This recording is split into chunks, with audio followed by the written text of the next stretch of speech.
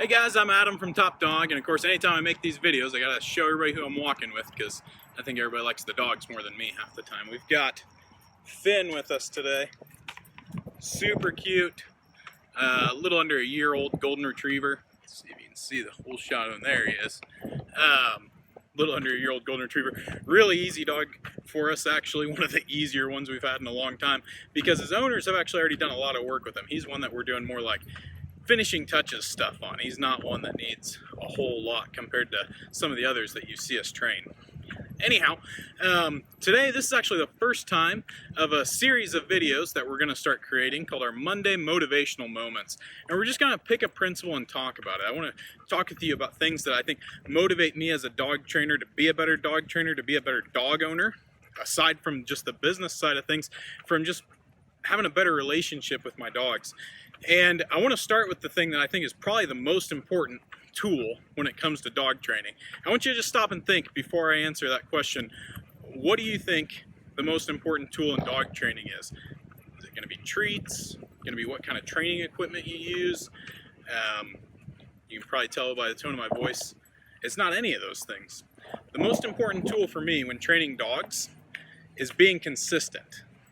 And I think that's one of the reasons why I'm successful as a dog trainer, is that I'm very consistent in every aspect of my life.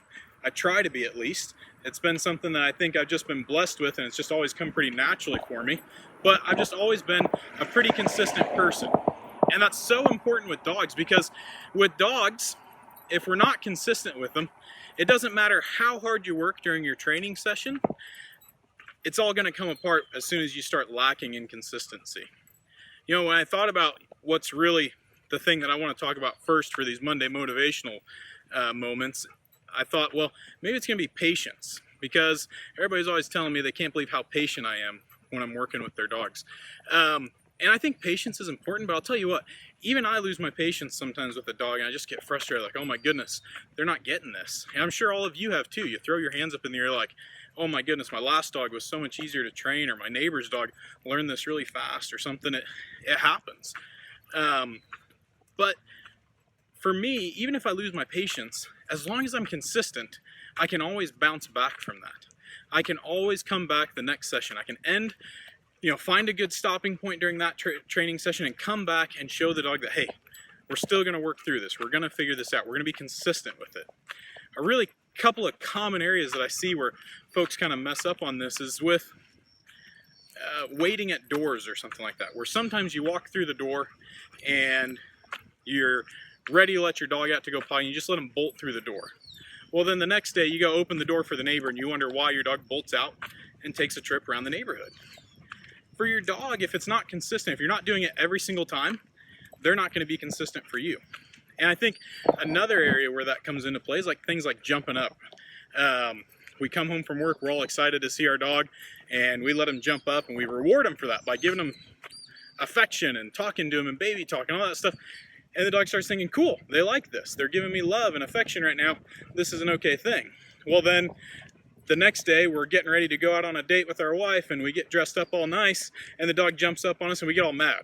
Oh, the dog always jumping up on me, right? So one thing to remember is that you got to be consistent all the time, 24/7. Your dog's learning from you every single moment. They're always watching us. The older and more mature your dog gets, the more you can kind of, slack off, although I still hesitate to say that, because even old dogs can pick up good or bad habits.